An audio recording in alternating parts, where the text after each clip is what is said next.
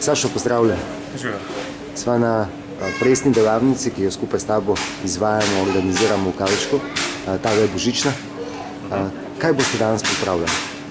Danes bomo pripravili tele čokoladne kroglice, ki so v bistvu narejene iz kakava, pa iz kakavovih zrn, pa noter je pomarančna aroma.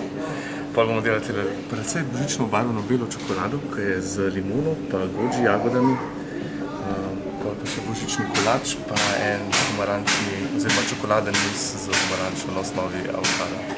Omamno se sliši. Ja. A se bomo malo pogovorili o tem, kako te čokoladne kroglice pripravljaš, čisto neke osnovni postopke, no, in kateri sestavini si uporablja. Kaj nam lahko poveš pravzaprav Ja, v pripravljati? bistvu te čokoladne kroglice so pripravljene iz osnova so indijski oreščki, moka iz indijskih oreščkov. Potem je kakavovo maslo in kakav in agava, to je v bistvu osnova za vse tele kroglice. Potem se pa dodajo arome, pa razne dodatke tle na zunaj, da se dekorira, lahko se da goji jagode, kakšne suhe maline ali karkoli. Ja, vse izjemno lepo diši, no, verjetno je še bolj okusno. Čas priprave? Tele kroglice sem včeraj delal manj, 25 minut.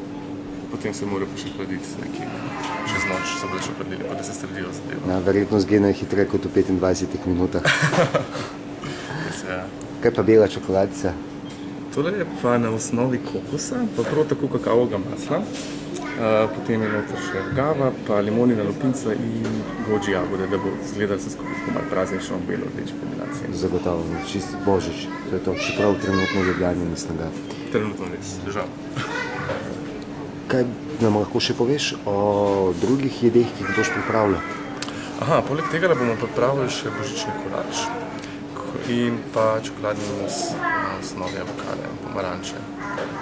A je tvoja presna kuhinja presnih sladic časovno zahtevna?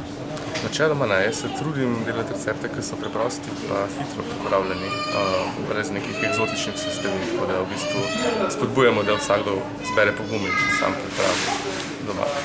Hvala lepa. Enako.